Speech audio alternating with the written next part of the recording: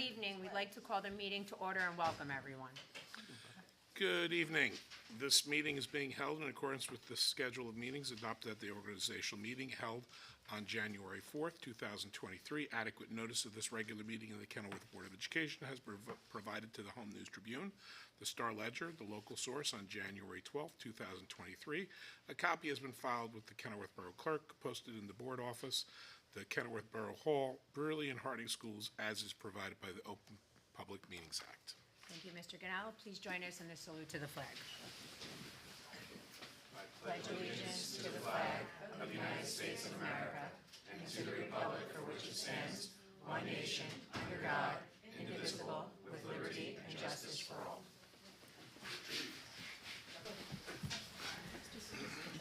Mr. Ganello, can we please have roll call? Viner. Here. David. Here. Drogan. Here. Farrar. Here. Habather. Here. Ladati. Panici. Here. Tiers. Here. Zimmerman. Here. We have quorum. Okay, thank you so much. We'll now have the receiving of the minutes from January 4th and 9th, 2023. May I please have a motion to accept the receiving of the minutes from January 4th and 9th, 2023? Motion. Okay, do I have a second? Second. Motion made by Mr. Biner, seconded by Mr. Habather. All those in favor, please say aye. Aye. Opposed? Okay, ayes have it, motion carries. Mr. Ganello, do we have any monthly correspondence? No, we do not. Okay, very good. Now we will have the superintendent's reports and presentations. Mr. Arlington. Yeah, thank you. Good evening, everyone. I'd like to start my portion of the agenda with an acknowledgement of the passing of Patricia Schaefer. Ms. Patty was an instructional aide in one of Harding's self-contained special ed classrooms, working with students classified as language and learning disabled. Our teacher, Ms. Gianna Canella, who worked closely with Patty, was kind enough to share some thoughts about her and her contributions to the school community. She also spearheaded this lovely tribute pictured here that hangs in Harding's hallway. She shared with me the following. Patricia Schaefer was a person who dedicated her life to caring for everyone around her. While she wasn't working as a paraprofessional aide in our classroom, she was studying to become a mental health counselor. Patty was known and loved by students and staff members. It did not take long for staff and students to see what a kind, caring, lively, and empathetic person Patty was. She'll be missed by Harding Elementary School greatly. On behalf of the school district, our continued thoughts and prayers are with Ms. Patty's friends and family. As part of expressing our collective condolences, I'd like to ask for a moment of silence now.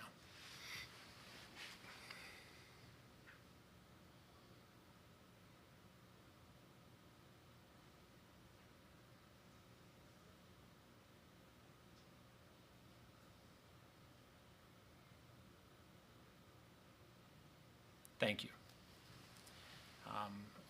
Moving on. Next, I'm pleased to turn, switching gears, the microphone over to the board's student representative, Kaylee Payne. Thanks, Kaylee. First, I want to apologize for reading off my phone. I don't like doing this, but I was not able to get a printout. Second, hi. Brearley brought back midterms at the end of January in an effort to provide students, specifically seniors, with an additional exam experience and to solidify learning from the first half of the year. The students adjusted well. Mr. Davies asked for students' feedback, and students indicated that providing additional stress-reducing supports in place for future exam sessions would be appreciated. Scheduling for 2023 to 2024 has started with junior conferences. These conferences include post-secondary planning between the students, their parent, and the school counselor. The esports program is up and running with over 30 students participating in 3 divisions in our new esports arena.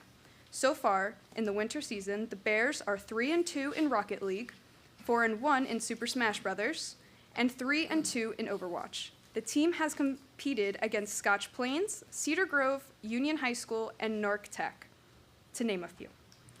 Student Council is planning a volleyball fundraiser in early March to promote school spirit, and students will compete in teams in a March Madness bracket. Student Council is also working in establishing a school store to sell general Brearley gear to increase school spirit. Brearley's annual blood drive is back, March 8th during the school day for anyone 16 and over who is willing to donate. The Thrive Club created a bulletin board to bring awareness to Teen Dating Violence Awareness Month and to encourage students who are in relationships to allow their partner and themselves to find individual interests, friends, and opinions. The middle school play Superheroes, Life Behind the Cape runs February 24th and 25th at 7 p.m. in the Braley Theater. Juniors are also preparing for the NJGPA testing in the math and English classes. Lots of student organizations are promoting kindness while selling items tomorrow, February 14th. Happy Valentine's Day. Thank you. Thank you. Does the board have questions for Kaylee? Any? I'd just like to thank you, I think, and please tell your constituents and your classmates, thank you for starting the blood drive, because there is a shortage in New Jersey of blood, so that's a great thing. Yeah, we're happy to bring it back. That's great, thank you. Thank you. I'm always looking for more Brewerly gear to use as gym t-shirts, so school store sounds like a cool idea. Yeah, awesome. Thanks for sharing that. I'm happy now to turn the mic over to Mr. Bobnowski, who will help us introduce us to some Harding School Student Council members, as recognizing them as part of this month's Student Spotlight. Good evening, everyone. It's a pleasure to be here tonight to honor some very special Harding students. And I couldn't do them the justice that their advisor would. So I'm going to invite Ms. Gina Folgar up here, our Student Council advisor, to introduce our Student Council Executive Board. Okay. Good evening. I'm Gina Folgar, and I am the proud advisor of our Student Council at Harding. I've been working with the Student Council for 13 years, and each passing year, I am truly in awe of these students. It's incredible. This year, our group is made up of 18 students in grades 4 through 6. We have 4 executive board positions, 14 class representatives. Tonight, we have 3 of our 4 executive board members. Abby Gribben is unable to come. She's very bummed out she couldn't be here. So first, I'm just going to introduce them one at a time, and they're going to tell you a little bit about what we do, what we've done so far, and what is coming ahead. So we will start with Sienna Massa, our Student Council President in the 6th grade. Last year, she served as a 5th grade class representative, and this year, she is our president. Good evening. I am Sienna Massa, the Student Council President. The process to run for Student Council takes some time. In order to run for Executive Board, we need to be in a good academic and behavioral standing in school. Then, we wrote a campaign speech, created 2 campaign posters, and received 3 recommendations from Harding teachers. We were so glad that we were able to give our speeches live in the auditorium this year. Students in grades 4 through 6 filled out their Google form to vote for one person for each position. It's really cool to have a little practice with the election and voting process. Thank you. Thank you, Sienna. Thank you, Sienna. Next, we have our Vice President, Aaron Feudale. Last year, he served as a 4th grade class representative, and this year he was elected Vice President. Good evening. I am Aaron Feudale, the Student Council Vice President. We ran a very successful first fundraiser of the year called Make-A-Wish. We sent home flyers to each family at Harding that listed 2 local organizations, the St. Teresa's Food Pantry and the Kenilworth Fire Department. Harding families donated money and voted on an organization. The Kenilworth Fire Department was selected to receive our donation of $210. We are also proud of the first successful fundraiser this year.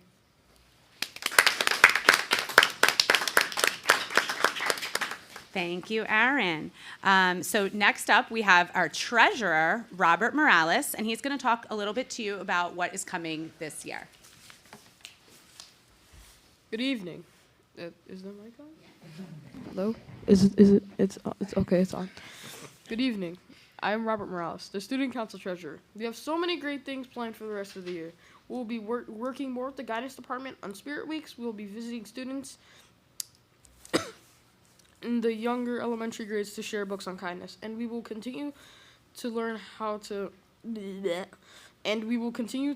how important our voices are in our community. Thank you.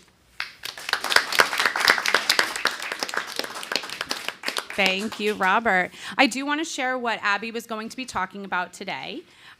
So Abby was going to be talking about the Super Bowl food drive that just finished on Friday. And on Friday, we donated an incredible amount of food to the Cranford Elmora Soup Kitchen. This year, the Soup Kitchen has partnered with Rawway Foods for Friends, so all of our donations went directly to the people in need in this organization. Harding students also voted for the team that they thought would win the Super Bowl.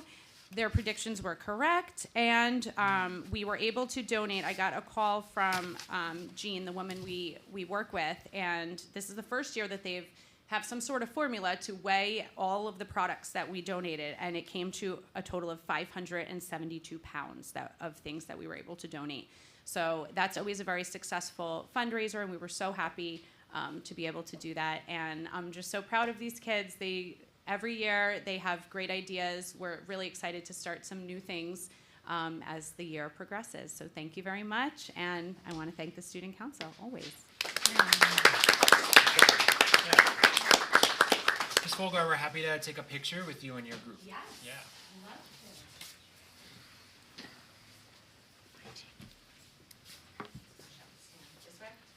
Back, Todd.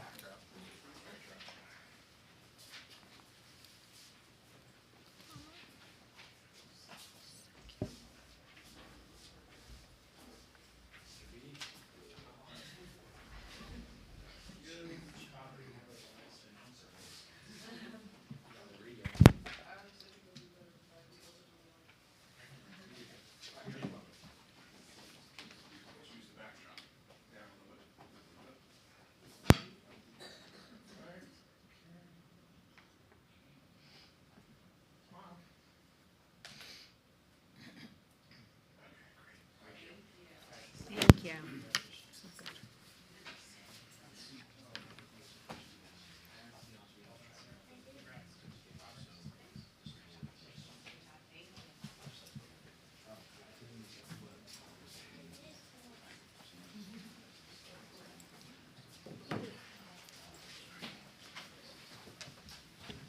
If you guys want to stay, you're more than welcome, but if you want to go before board business, thank you so much for coming.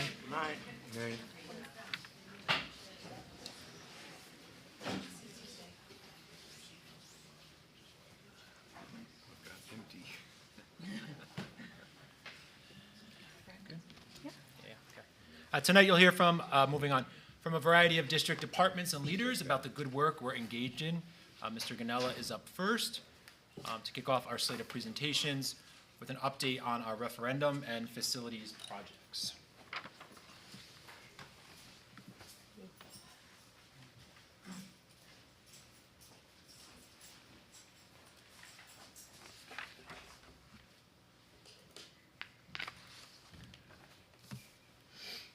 Okay, good evening, everyone.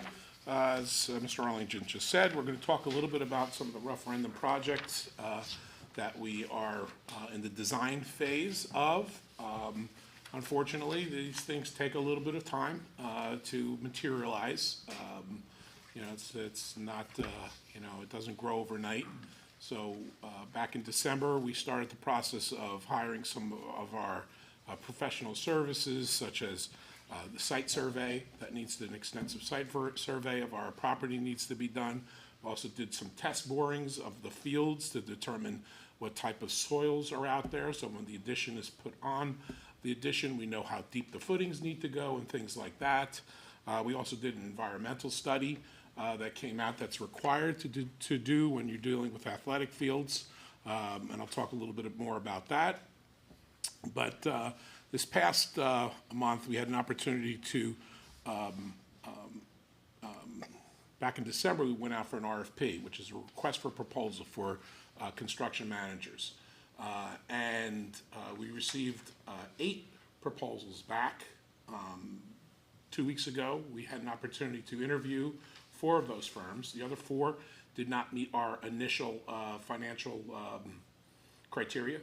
Basically, they were over our projected budget, so we decided not to interview them. The 4 that we did interview, most of them were very good, very competitive, so it was a difficult process to determine who to choose. Of those 8, the range of the proposals went from $911,000 at the high end to $541,000 on the low end. But cost wasn't the only criteria we looked at. We looked at management, we looked at technical ability, and we also obviously took into consideration the presentations that they did for both us and the Finance and Facility Committee.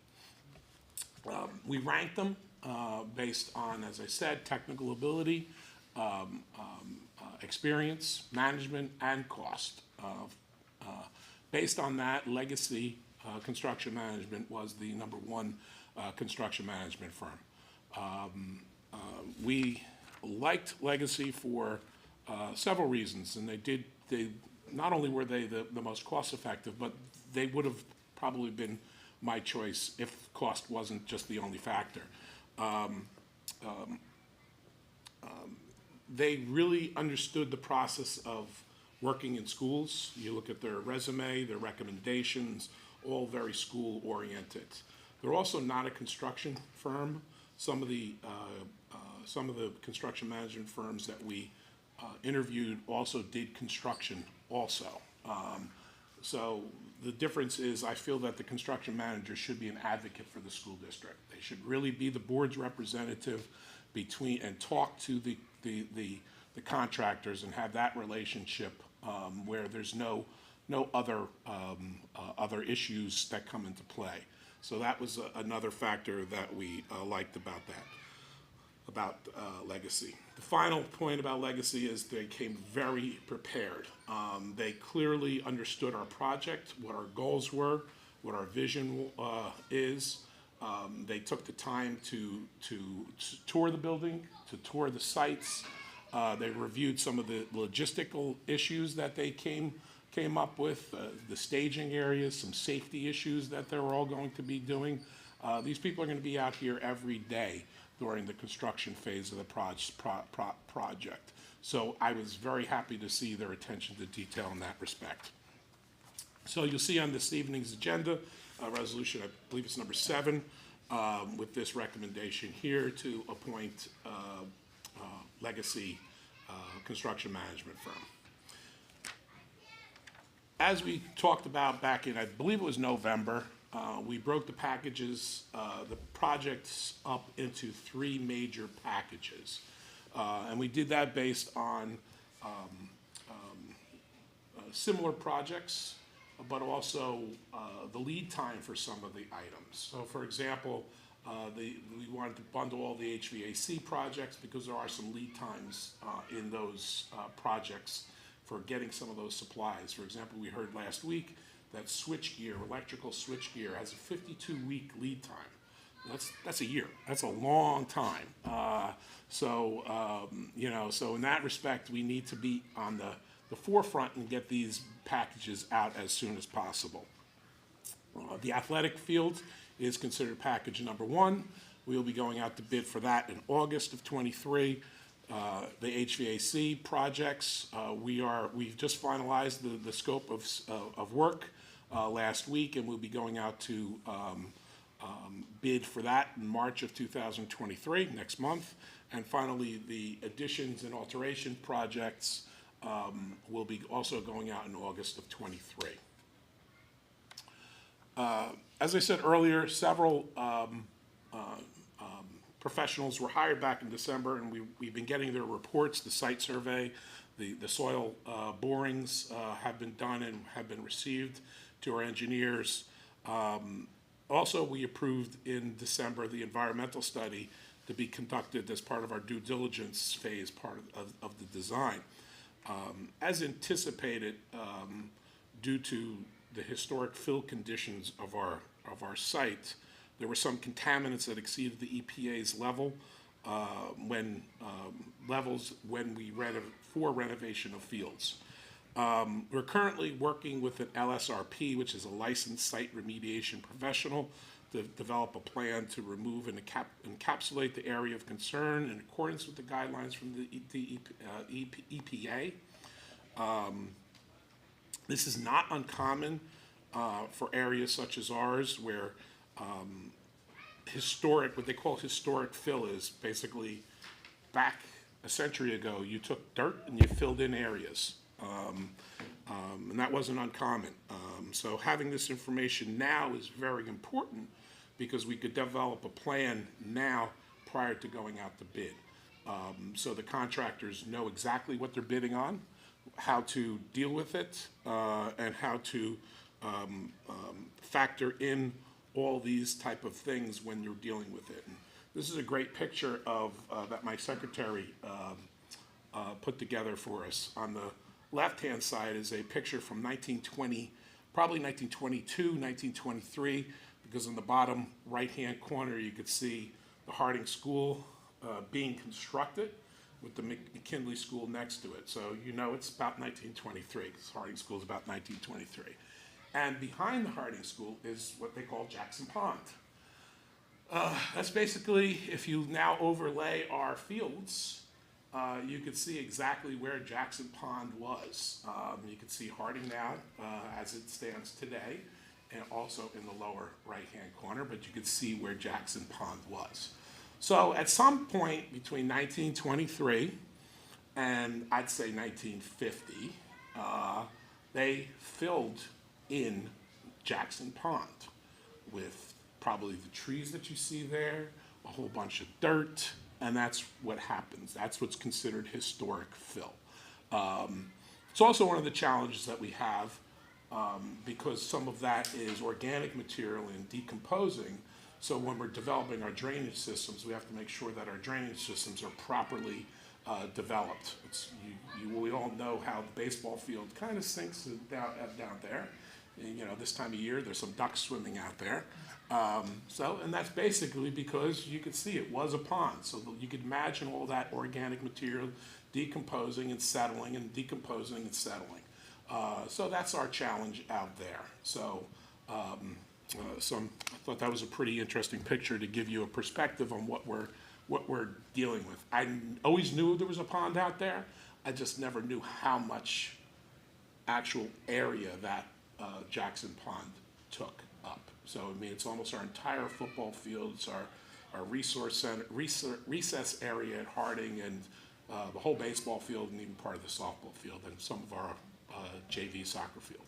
So it's a big piece of land. Some other things that we're looking at, the principals are taking a look at some auditorium seating right now. So we have a couple options they're going to be reviewing. They're going on to the Irwin Seating site. That's the company that we're going to be using to supply the things. You're all welcome to look at Irwin Seating and provide me or the principals with some suggestions on what you think is the best look for each of the schools. I doubt they will be the same, and no, we're not going to go blue gold in the Perilli one, and we're not going to go maroon at Harding. So, but color is an option, style is an option. So there's a lot of options there. As we know, the Harding School auditorium seating is 100 years old. Perilli's is over close to 60 years old. So we're due for some new seats there. Some additional projects we're looking at is the pole barn. We're finishing up the survey work now. That's necessary for the construction of the concrete pad. The Burley interior door projects, that's the interior fire doors that are need to be upgraded. I got a couple quotes for that. HVAC esports room ventilation system. Those CPUs in there, they run very hot. Those 12 units put out a lot of heat. So we need to put some better ventilation and air conditioning in those rooms. That will be added to the HVAC project, but hopefully that will be one of the first projects that they tackle. We'll add that to the bid specs as well. In addition, we're looking at a bunch of alternatives to each one of the projects as we design it, whether it be putting a different type of air conditioning system in here to eliminate that. Right now, the base bid would be to replace that in kind, but the possibility of removing that and putting some type of rooftop unit on there which would be a little better for the way we use this room, the noise over in that corner and the consistency of the heat. That's just one example. There are lots of them. I could go down those at a later date. But as we design the different projects, there are several alternatives, or alternates, so to speak. So that's what I have for you tonight. As I said, right now we're in the design phase. This week we're meeting with some stakeholders, with the athletic group. They're going to be taking a look at the fields, some options for the fields and the design of the fields. We'd like to get that involved. We've already met with the science departments, the theater people, and the middle school teams to look at their new addition as well. Any questions? No? Okay. Well, just when you mentioned the theater stuff and our stuff, when are we going to be actually getting that kind of squared away? Just thinking ahead, I've heard recently from some of the cast people again, and they'd like to maybe be able to get back to doing the summer program that we used to have here. So So the question is they when know we get obviously that we've got construction coming. Right. So the idea of how much longer before they'd be able to be in a position to even come back to us and say, okay, can we get the program going again? They could use it this summer, so we don't plan on doing that construction this summer. But if, is it still Corey who's involved in that? I believe he's still If he involved. wants- I was speaking with Mrs. Pinto Okay. about it. If he wants to give me a at call, an I can event. give him some specifics. So we're trying to time things to be least disruptive. Right. And based on the needs, so we want to try to get as many plays in as possible. So we'd like to get a fall play in, so we'll probably won't start construction of that until after the new year. Same thing with the fields. Want to try to get football in, hopefully get it in, so it will be at least usable for graduation.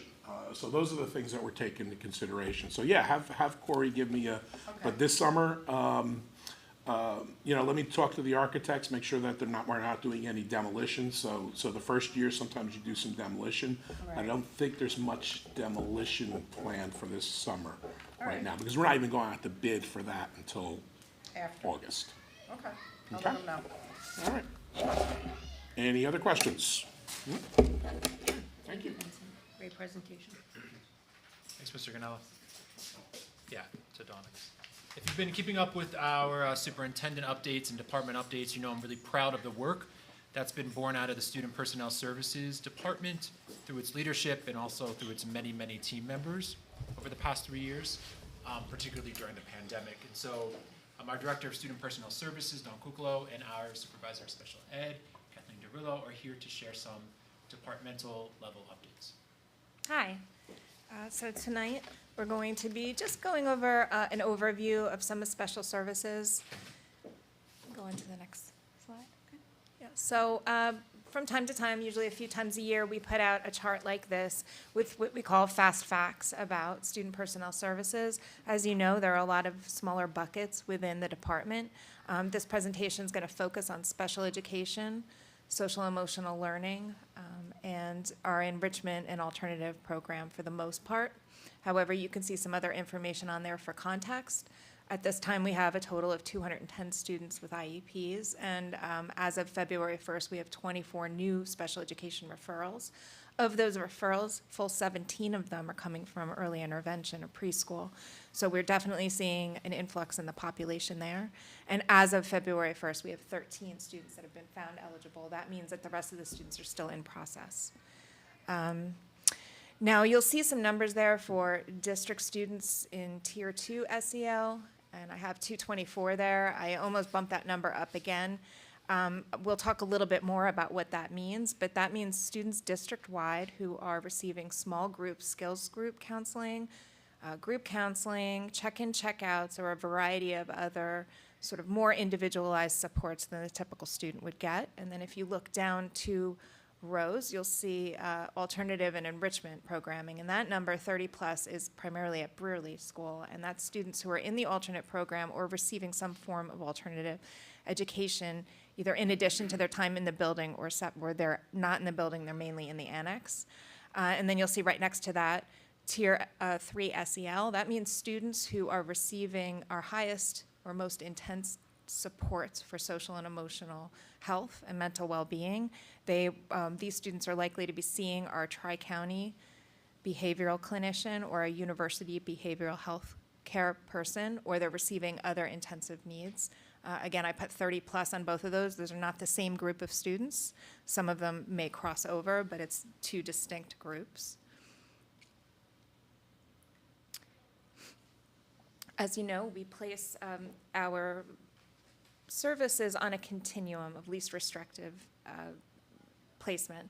Least restrictive meaning that students are with their general education peers for all or most of the day. So you'll see all the way over to the right, Gen Ed is in red, and that's where we hope to place all students. But students have individual needs, and depending on their needs, the Child Study Team and the IEP process places students in a variety of placements around the continuum, So all the way over to the left is a residential placement. That would be the most restrictive. Most of our students are from the green all the way over to the red. So right now at Harding, we have preschool disabilities classroom, preschool ICR. We have resource room classrooms as well as in-class support or in-class resource with 2 teachers. At Brearley School, we have resource room, which is pull-out. We have in-class resource, which is with 2 teachers, and then we have alternative and enrichment education for kids that need interventions, either social emotional learning or academics or both. This is not inclusive of our MTSS academic interventions. I think we'll talk about that at a different time. For this portion, I'd like to highlight some of the special things that have been happening within our 2 school communities over the past few months. First one we'd like to discuss is the preschool holiday concert. This was directed by Mrs. Healy and Ms. Jerkowitz. And what they did is really develop an individualized program for each child so they can fully participate with all of their peers. So regardless of the preschooler's ability, they were on stage, sang their holiday songs, parents were able to come, and it was a great turnout. It was a beautiful show. The teachers did wonderfully. Ms. Canella's LLD class, we saw her bulletin board earlier in the presentation, recently completed a unit on community helpers and gratitude. They made thank you cards for the Kenilworth first responders and will be hand delivering them within a week or 2. Ms. McSherry and Ms. Garenstein's 4th grade class learned about Lenni Lenape through a collaborative activity that incorporated teamwork. Students compared and contrasted Lenape life with modern day life. Ms. Cody's upper LLD class engaged in a cross-curricular activity where they planned for, created, and delivered holiday ornaments. Half of the proceeds were donated to Toys for Tots, and students practiced navigating a grocery store, using money, following a recipe, and social skills throughout this activity. Here at Brearley, Ms. Maranka, one of our teachers, has been developing and refining a seminar class where students focus on SEL, study skills, and executive functioning skills. Executive functioning is all about how to keep yourself organized, how to prepare for tests, how to approach a classroom. Ms. Camden, another Brearley teacher, has been teaching students about personal finance and budgeting through hands-on lessons. Mr. Lamorte, a Brearley teacher, recently completed an electron probability drop lab. Students engaged in this hands-on lab, which enabled them to better understand abstract concepts. And finally, Ms. Kaplanis' 2nd grade class has been working on writing opinion pieces. In this activity, students selected what they believed is the very best pet and developed a writing sample detailing their reasons why.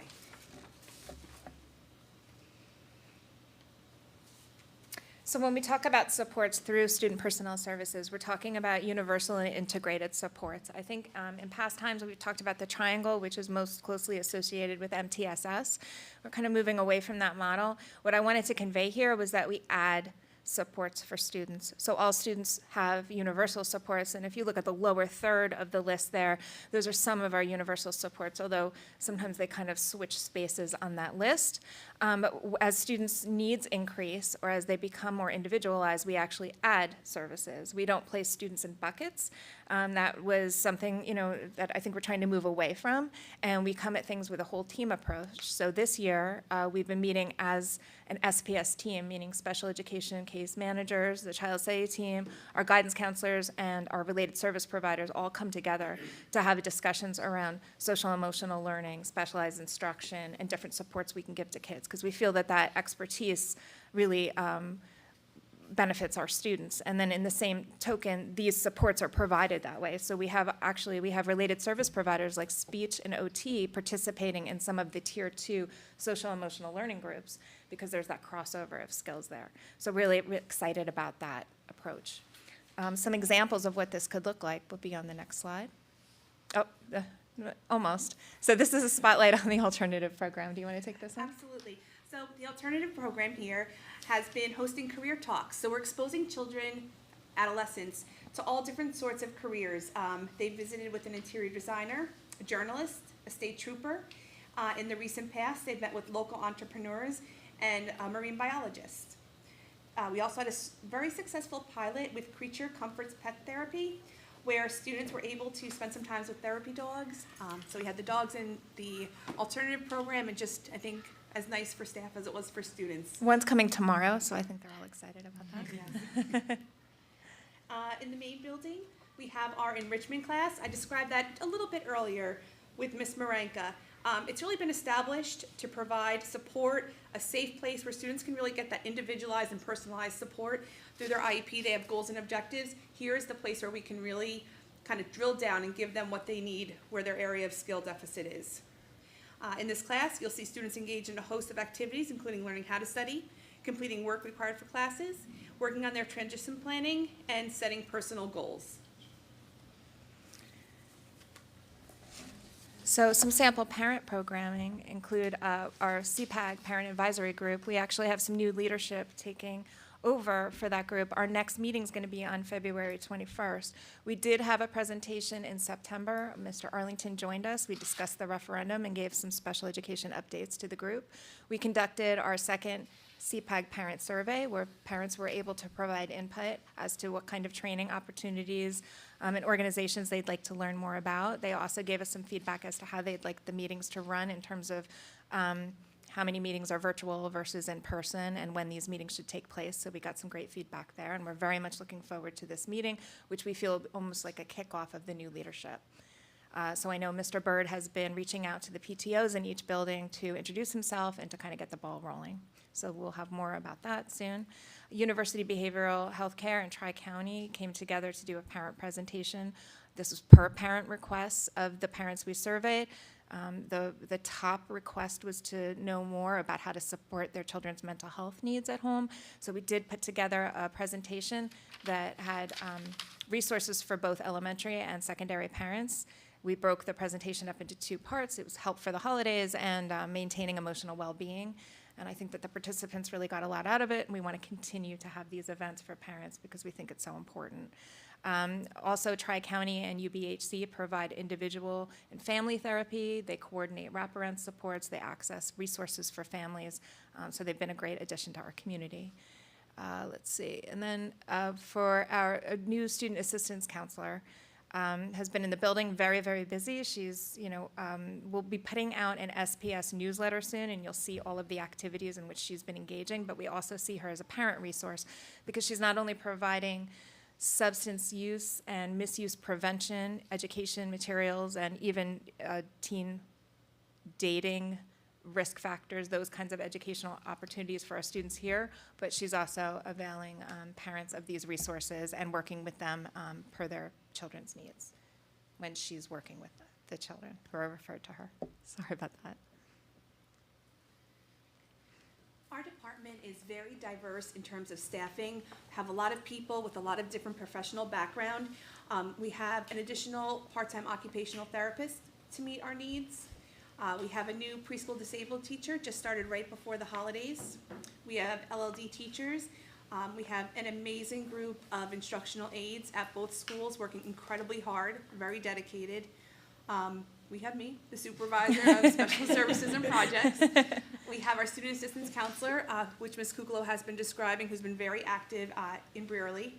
We have our UBHC healthcare provider here in the building, Tri-County over at Harding. We work closely with the New Jersey Coalition for Inclusive Education for coaching, consultation, and special education aid support. We have Summit Speech School, and they serve our students who have hearing impairments. And then our Creature Comforts Pet Therapy, obviously one of our favorites.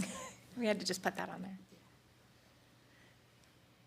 So we would also like to spotlight our special education aides, we've mentioned before. They've just been doing phenomenal work. Kathleen and I have really enjoyed getting to know them more this year. We've been able to standardize their professional development in a way that was much more cohesive after working with the KEA. So in September, we got to spend a day with the aides, and during that time, they were able to review our new civility policy and provide feedback, which I thought was a really good interaction with them. We also gave them finally the draft aid handbook. That's been in the works for almost 2 years now, and now it is ready to go. They provided the last little bit of feedback, including they wanted some important contact information, which we added, and some clarification in some areas. So now the aid handbook is ready to go, and that was a work in progress. That's been a collaborative effort for quite a while, so we appreciate all the aides who helped us with that. And then this past January, for the full day PD, our aides received Crisis Prevention Institute training, which is a yearly occurrence. People get their certification sort of renewed, and new aides get the training. So we just want to, again, give a special thanks to our aides on every day basis. They're supporting student social and emotional needs. They're providing personal care to our students. They're helping reinforce educational concepts. They are there to help out with behavior and just make sure our kids have good days. So we just very much appreciate all of their work.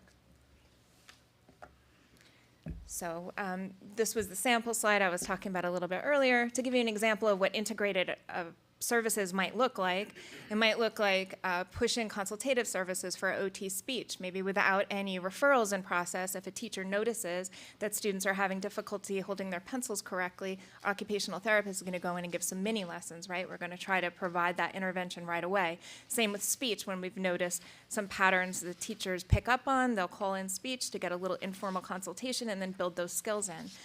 We do that with our small skills and support groups. We have new social and emotional curricula that I just explained was actually cross-trained throughout our guidance counselors, CST, and related service providers. We provide grief support, positive behavior reinforcement, and we're beginning to explore restorative practices for students that make mistakes along the way. We have, of course, the alternative and enrichment programs. Push-in services refers to when the service provider provides that service in the classroom or during an educational activity. Some services are also pull-out, where students go into a small group or have individualized services.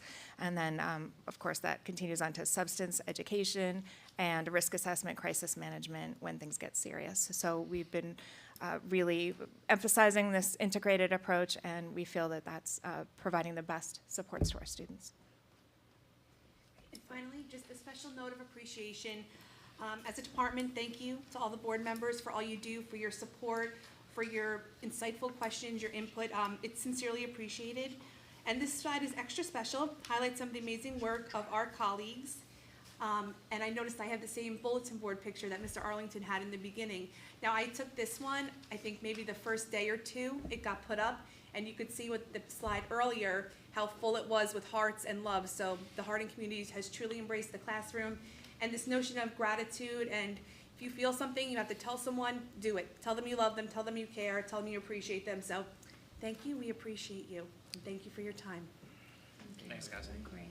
Any questions? Yeah. How many are there? Out If of you know? districts? Yeah, that we've had. 16. 16 Yeah. out of district. Yeah. Okay, and then you did mention that there was 2 teachers in some classes for special Yes. ed?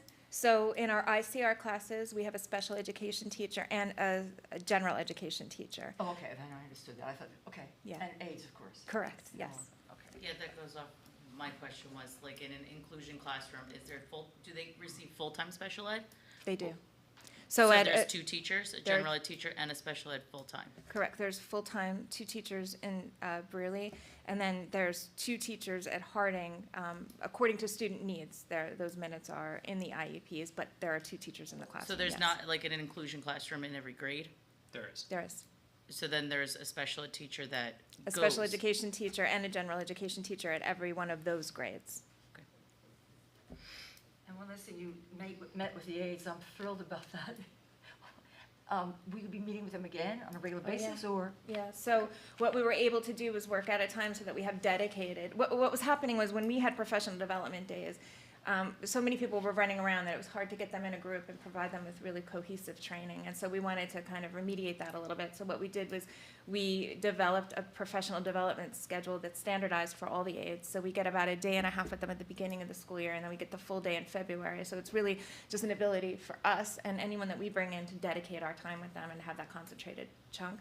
And throughout that time, we were able to, even just playing icebreaker games helped us to get to know the aides as people, and I think it really just kind of helped them to get to know one another, because sometimes they are separated by the building, so it has been a great experience so far, and we're going to continue doing that. We also occasionally have voluntary meetings where the aides can just kind of come together and ask questions, and we can give them updates, so we'll be doing that as well. Or if they had a problem, I'm sure they could come to Yeah, somebody. absolutely, yeah. Tom, can you give us like a very high level, like pre-pandemic, current moment, how the department has changed in terms of like service delivery or like the stressors that are on the department Sure. now versus 3 years ago? Yeah. So mental health is the biggest challenge that we're facing. We're not alone in that in Kenilworth. All of my colleagues in other districts are seeing the same thing. I just think that, yeah, I think there was a big impact. I think we're going to be seeing repercussions from that for a while. Our kids are very resilient, but at some point it's going to catch up with them, and so we are seeing that, and we have been seeing that. So what had begun as a temporary measure to have UBHC, I think at one time it was Care Plus, is looking like it might be a longer commitment that we're going to be looking at.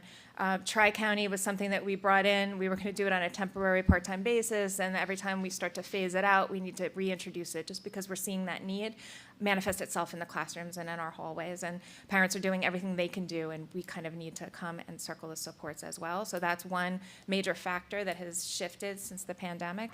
And then the other, what we're seeing is we're seeing a lot more preschool students coming in with more significant disabilities, whether they didn't receive early intervention services or whether there were other factors to bear. We're definitely noticing that.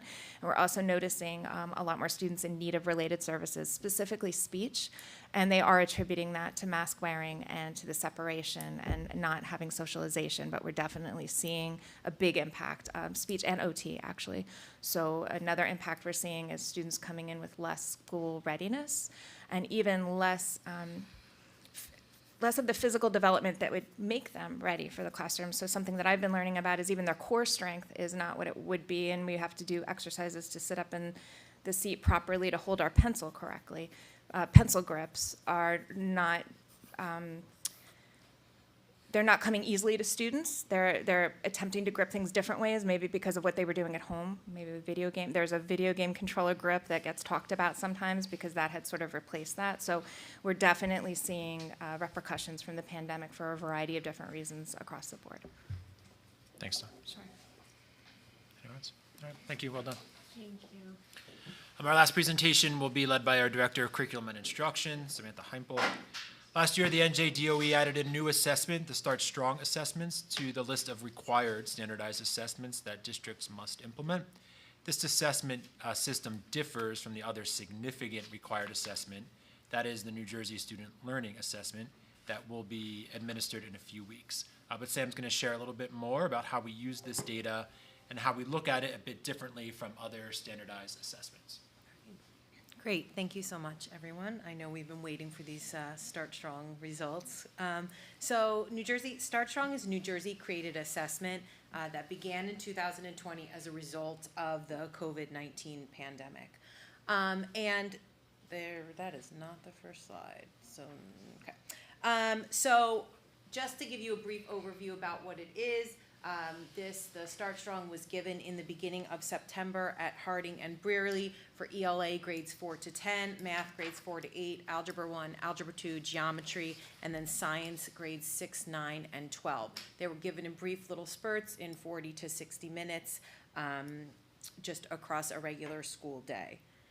So when we think about Start Strong and we think about why the intention of Start Strong, so Start Strong was created to provide this year's teachers with an understanding of the readiness skills that are coming up from the prior year. So that's a little bit confusing when you're looking at the data that I'm gonna show. So for example, if we're looking at the 5th grade ELA data, it was taking a look and measuring the students' readiness skills from the end of the 4th grade NJSLS standards. So keep that in mind when we're taking a look at them. So they provide this year's teachers with this understanding of how their students were coming in ready. That's why it happens in the beginning of the year, and the state's intention is to have it turned around to us really fast so then we could use this data right away to help us when we're planning our lessons and planning the curriculum.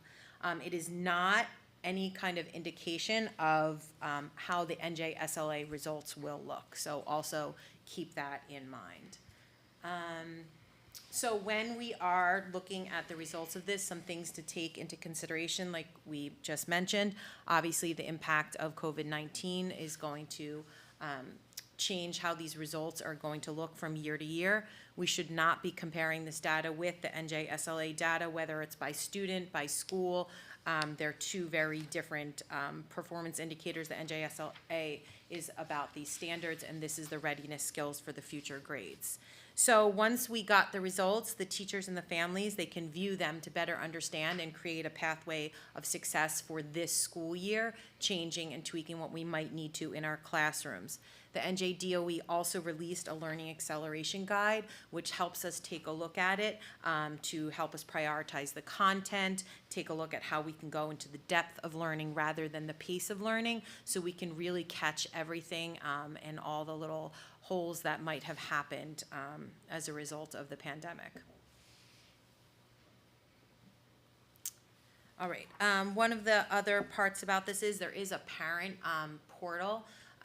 Student reports were sent home in the middle of January along with a letter from me. And on the parent portal, I hope that parents go to it, because on it you can access how your child did on every standard and every part and really break it down.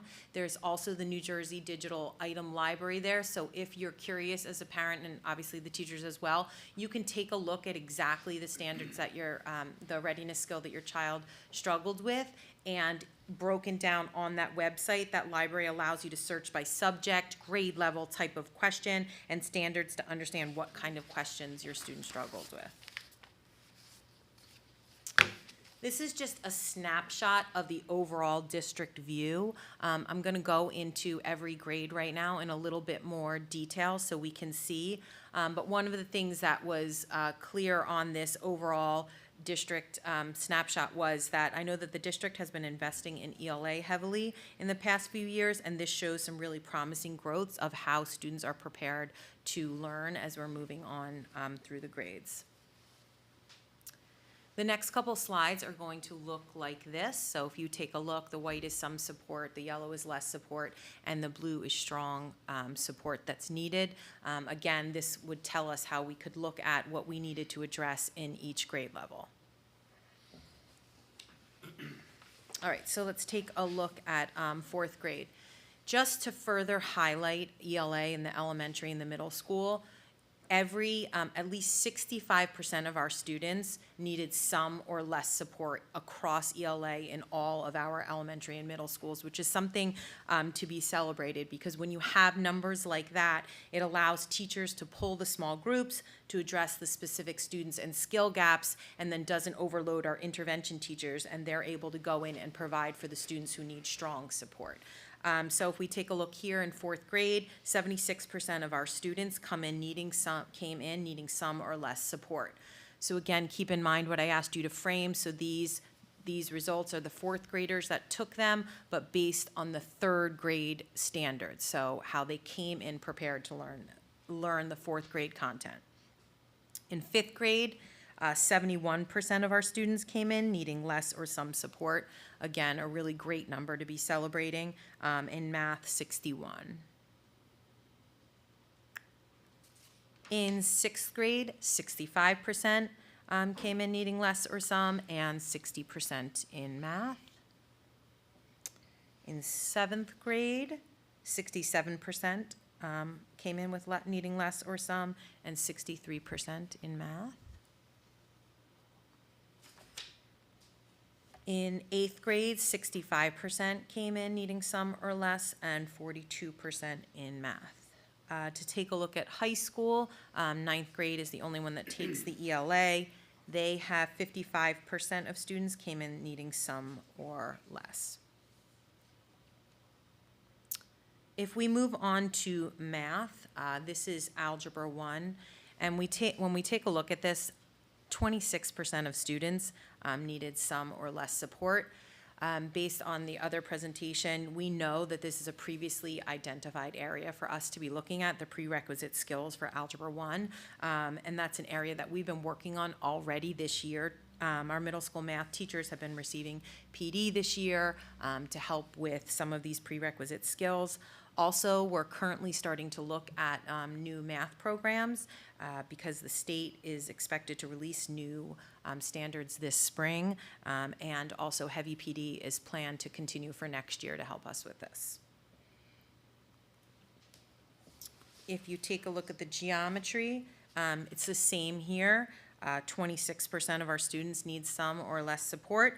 We know that also from looking at the data from our previous tests as well as this, that the strand and the standards around modeling and reasoning are currently being looked at and worked on this year to help with this.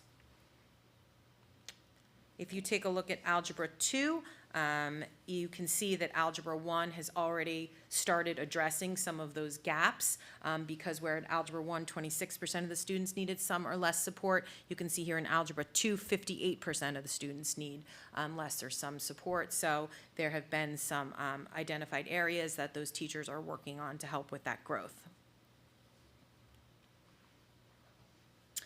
The next few slides pertain to science.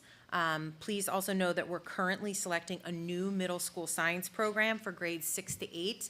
And the middle school science teachers had a few days this year of really wonderful professional development.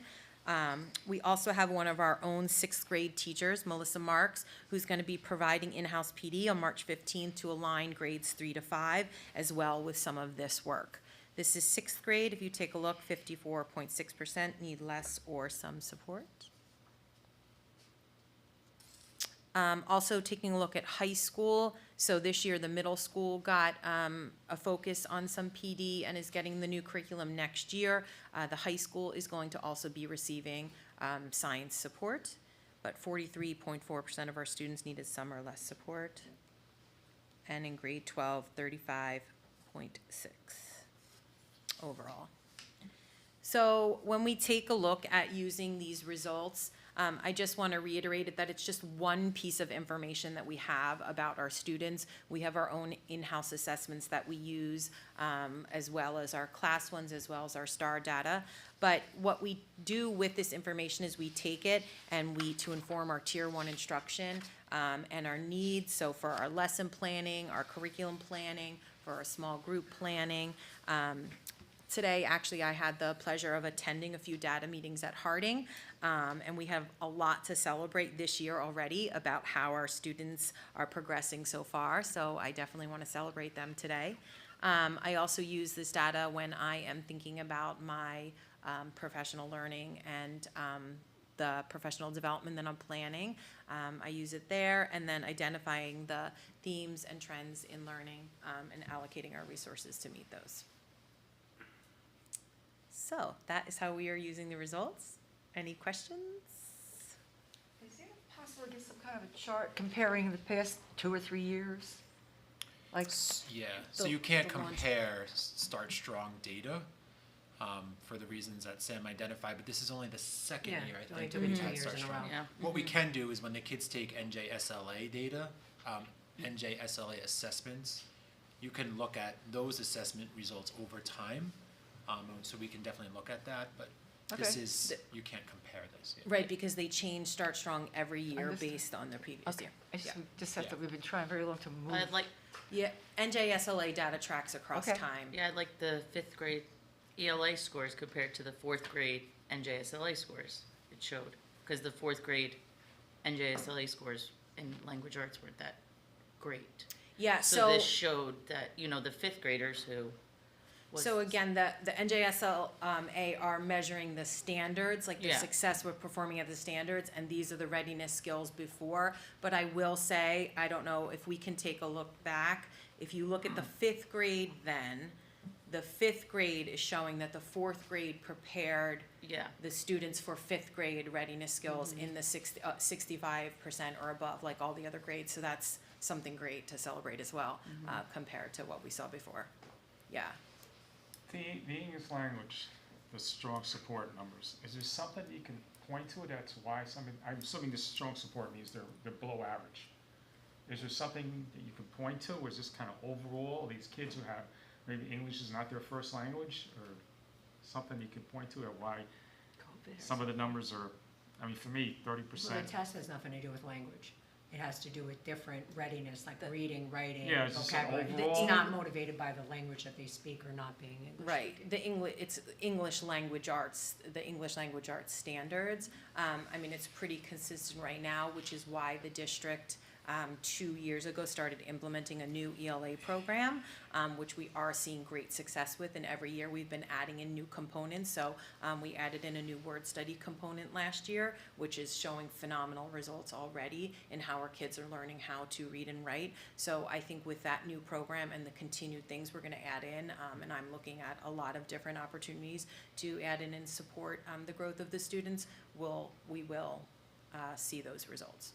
I think in math, right, we identified modeling and reasoning as growth areas for us. And I think in ELA, I know one thing you've done really well is look at like the practices around the skills and standards to see where we can strengthen those practices, like making sure kids are reading every day independently, making sure they have lots of access to nonfiction texts at the lower grades. So, Yeah, there are some practices that we're starting to implement that should have a direct reflection on some of this, such as sending books home. I'm going to be running a parent literacy night for early childhood in April, hoping to get some more parent involvement in and talk about the importance of the homeschool connection in reading and writing and ELA. And Bob, We're on for a great path. NJSLA, when they do it, that breaks down a little more specific, like the indicators, is it literacy, is it whatever it is a little more specific. This doesn't offer much other than strong, so it doesn't offer the same as NJSLA, so hopefully when they take it in the spring and give results, they'll be this was able to- supposed to be, for what it's worth, a one-time assessment Yeah. No, as it's part of a every year. federal It was. waiver New Jersey got not to have kids take the NJSLA during COVID. Yeah. And then all of a sudden they decided, we'll keep it too. So we've added another sort of neoliberal pressure onto kids through this assessment. John, did you want to say something? This is just a generalization, right? Obviously, we can't see which teachers have are more effective. This is just generalization. You have, I don't know how many classes. Is there any like certain teachers that have higher numbers in terms of?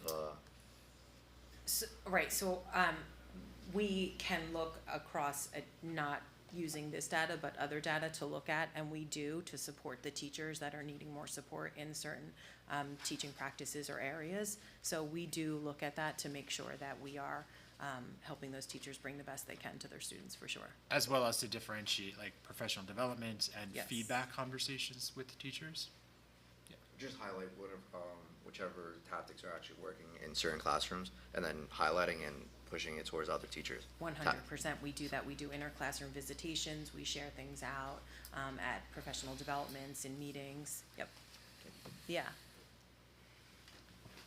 Yeah. Thanks, Sam. Anybody else, questions for Sam? Sam? Okay. Finally, regarding HIB, you have the data for 3 cases investigated in January. 2 cases were investigated at Brewerly, and both of those cases were founded cases of HIB. 1 case was investigated at Harding, and that case was unfounded. I'll give you a few minutes to review the data. The summaries on the chart too. While you're doing that, just keep in mind later in the meeting, you'll be voting to approve, deny, or modify my recommendations from our December 2022 cases.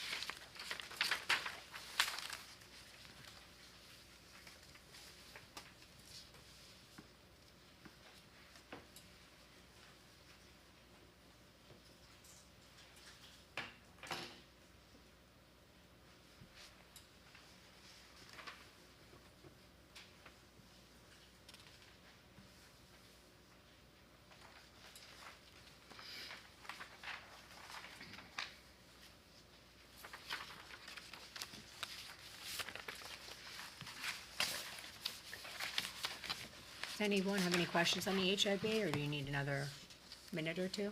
So, I'm reading, okay, but I just, Yeah, you can take another minute or two, take your time.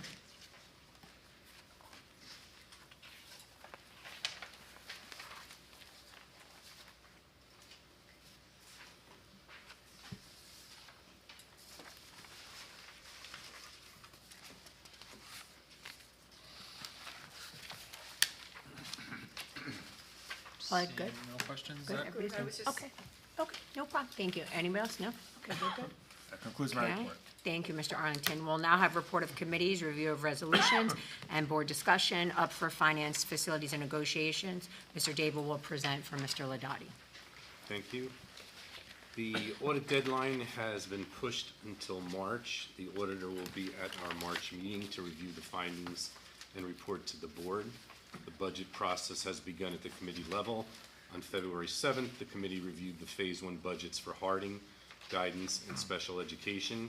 On February 27th, the committee will review the Brearley curriculum and instruction in athletic budgets, along with the Phase 3 SBA documentation. These budget reviews are detailed and include informative discussions on the instructional program. The administrators will present highlights at our March 6th meeting. The governor's budget address is scheduled for February 21st. With state aid a critical component to our budget, we will be closely monitoring it. In addition to the budget, the committee also reviewed several items included in Mr. Ganella's presentation this evening. One item not covered this evening, but the committee discussed, was the investment strategy for the bond proceeds. We anticipate receiving in excess of $2 million in earnings. The revenue can be used to offset the debt service or any other allowable budgetary purpose. The money can also be transferred into capital or maintenance reserve. We will seek more advice from the bond council prior to the use of these funds. You may note in resolution 4 this evening, there is an inclusion for the approval of a transfer request made to the executive county superintendent. This request was necessary due to the significant increase to route costs this year. Though we anticipated an increase in the current budget, the actual increase far exceeded the budget. The committee did not review any policy changes this month for board consideration.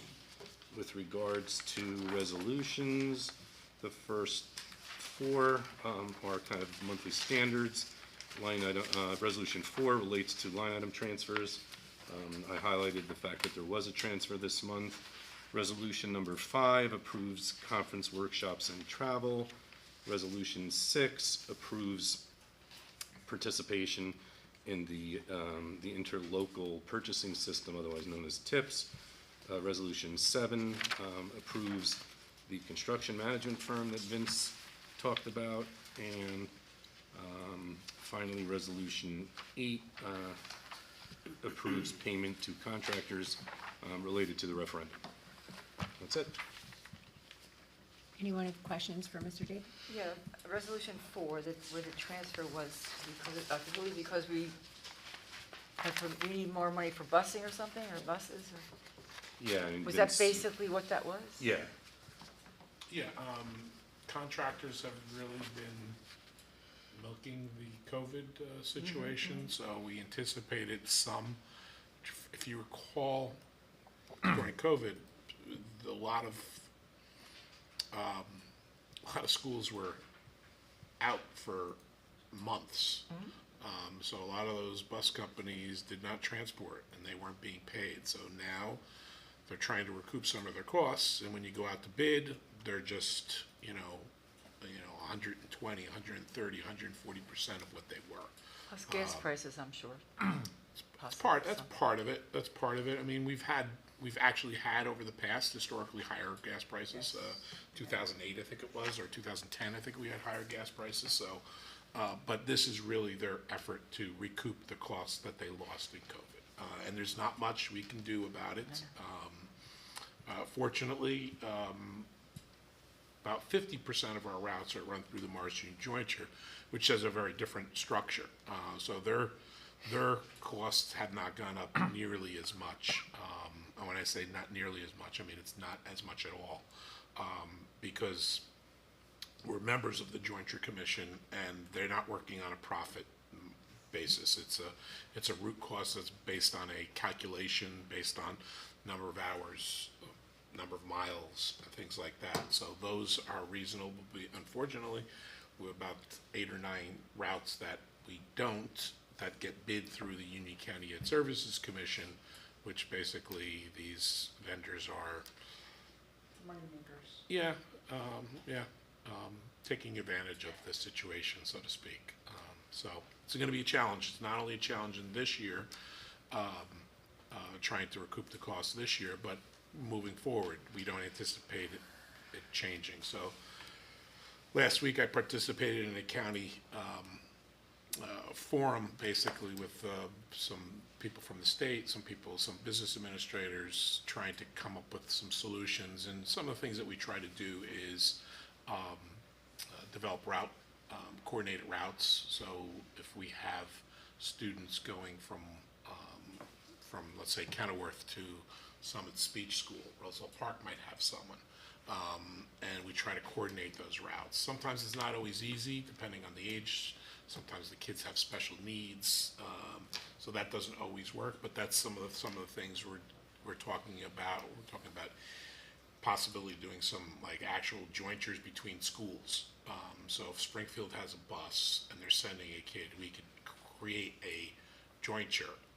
It's not as easy as picking up the phone and calling the business administrator for Springfield and doing it. It's all got to be approved through the state. So that's one thing.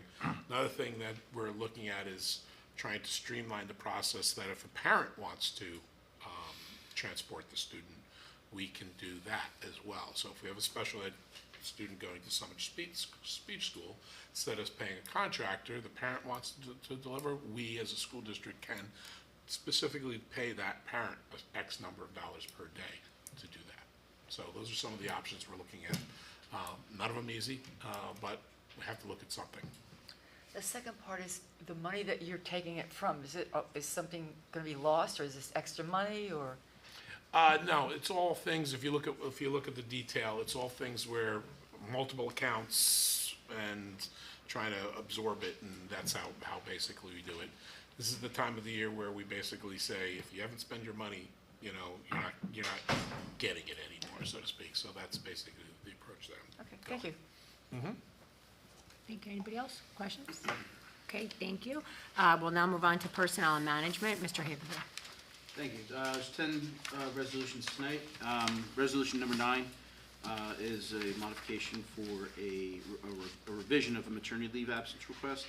Resolution 10 is an extended leave replacement time.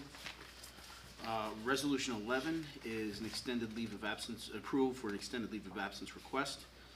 Resolution 12 is the approval of classroom aides and paraprofessional aides. Resolution 13 is the approval of 8 hours. Resolution 14 is the approval for additional teaching sections for the 22-23 school year. Resolution 15 is the approval of additional teaching sections. Yes. Yes, for the 22-23 school year. Resolution 16 is the approval of student teachers. Resolution 17 is the approval for home instruction. And then resolution 18 is the approval of substitute staff. There was a question that came up regarding resolution 11, and the extension of medical benefits. Is that standard for situations like this, or is that? We've done, I've learned that the board has approved such requests in the past. Okay, and but with regard to saying this is non-precedent setting, is that? Correct. Okay. I have a question about, so do we do it all of the time if there is a request? Have we denied anyone ever? We have not done it. Okay, and what is the cost of something like that? No, so we have done it, and we have not done it. Okay, so you've done both, either Yes. way. And I don't know, and the criteria, I don't even ask the criteria for this, but what is the cost of this? Is the medical per month, would you say, for the 2 extra months? What is this costing? Do you have that figure? It's nearly $5,000. It's like $4,900 and some change. Yeah. For the whole cost? The whole cost. So you're asking us to approve that? Yes. if there were any other questions regarding any of the resolutions. Up to what resolution was it? I'm sorry. 18? Okay, so 17, I just have, contracted services. I know you send teachers to homes or wherever in school, they can't be in school, but what's the St. Clair Trinitas? Is that like a special, that they need to be in a hospital setting or something? These are students who are in hospital settings, and so we contract with these hospital settings to provide our students with home instruction through these hospitals. And this is not temporary then, this is gonna be like full-time for the? No, these are student-specific, so, Okay, yeah. yeah, so one student gets 5 hours, or they all get 5 hours, yeah. There's 3 students right now that need this. Okay, thank you. Anybody else, any I questions? missed that. For Ryan? Good. Okay, thank you so much. Next up, curriculum instruction, Mrs. Tiers. Resolution 19 is evaluation services. Resolution 20 is curriculum adoption. And Resolution 21 is the approval of the HIT report from December 2022. Okay, any questions for Mrs. Tiers before she goes through policy? Oh my goodness. Is this a child that's gonna be back in the school, or is in school now? Which one, Paul? I'm sorry, resolution 19. $1,800 for a psychological assessment. This is for a student who we sent out for this assessment, and since we're requesting it, it falls on the district to pay for. To come back? Yeah. To this, okay, that's, Yeah. okay.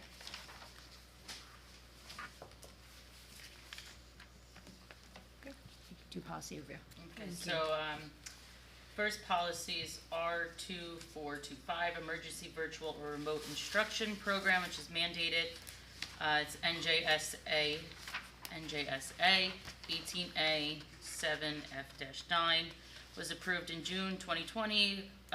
Provisions for virtual or remote instruction to meet the 180-day requirement when schools are closed for a longer period than 3 consecutive school days due to a declared state of emergency, public health emergency, or a directive by the appropriate health agency or officer.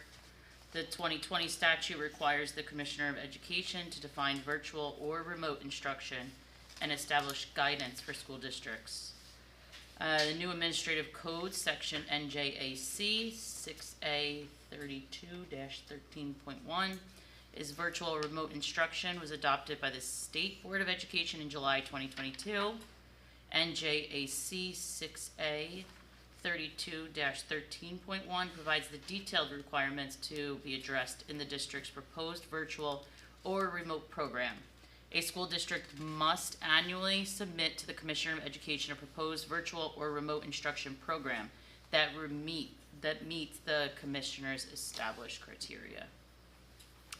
And then revisions that we have is P2423, bilingual and ESL education.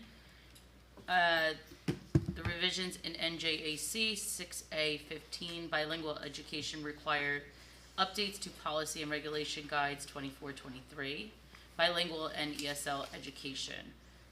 A few of the key revisions include the addition of an alternate English language proficiency assessment for students who meet the criteria for statewide alternate assessments pursuant to NJAC 6A 14-4.10 to assess their English language proficiency on listening, speaking, reading, and writing that is aligned to the state's academic achievement standards. A revision to the definition of native language and a requirement school district administer the statewide home language survey to determine which students have a native language other than English. A statewide screening process is a change from the district being required to develop its own screening process. We have P2425, which is the emergency virtual remote instruction program, which is mandated.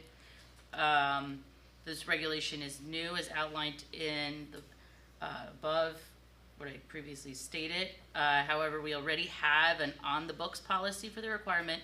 It just requires a revision in order to reflect updates to minor code changes. and P 5512, which is the harassment, intimidation, or bullying. On August 29, 2022, the New Jersey Department of Education provided school districts with an updated model policy for prohibiting HIB. We began to follow the requirements and the updates as of September 2023. The new NJDOE approved reports, one for school personnel and one for families and caregivers, are required to be used to report allegations of HIB. A student intervention plan for a student who is an offender in 3 HIB incidents occurring within 1 school year may require the student and parent complete a class or training to reduce HIB behavior. P 5530 is substance abuse mandated. It's substance abuse policy and regulations based on involving cannabis law in New Jersey. Student assistant counselors also weigh in on the language of the revisions. Thank you. Anyone have any questions about those policies for Mrs. Tiers? Okay. And I'll read the last 2 policies for Resolution 24. They're abolishing 2 policies. The Kenilworth Board of Education abolishes the following bylaws, policies, and regulations as needed based on changes in the statute, code, or law. They are mandated, policy 1648.11 and policy 1648.13. The road forward, COVID-19 health and safety, and the school employee vaccination requirements, both will be abolished. Okay, any questions? That's mandated. These will be abolished. They were mandated by the state, but they're going to be abolished because the state changed the regulation or code. Okay, no questions? Okay, old business. Anyone have any old business? We want to just remind everyone to keep please checking our website for updates regarding the referendum. Mr. Ganella talked tonight about facilities, and the websites will contain, information as we go through the process for the referendum. Anyone have anything to add for new business? Old business still. Oh, I'm sorry, old That's business. all right. Just curious how things are going with the TAB committee situation. We haven't met since the fall. Okay. Are we The last planning on conversation was meeting, May, or- was the spring, I think, right?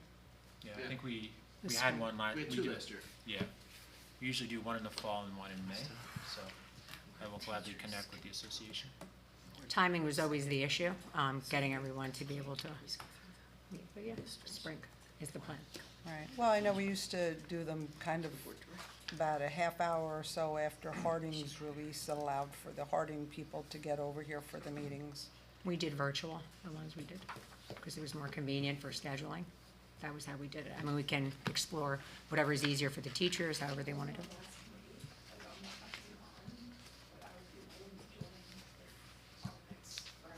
For TAB. I'm not on it either anymore, but I'm just going from the way it used to be.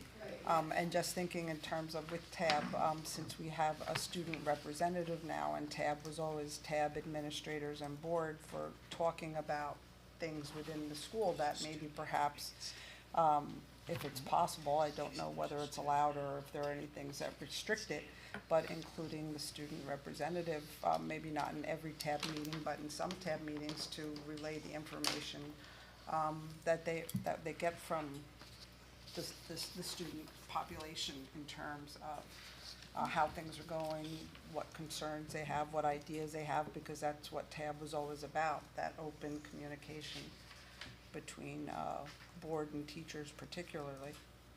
Yeah. We can look into that. Thank you. Anyone else, old business? Okay, new business? I just want to thank you. It's nice to see staff here and administrators speaking. It's just nice. So thank you for being here. You're probably mandated to be here, but I just thank you. Okay.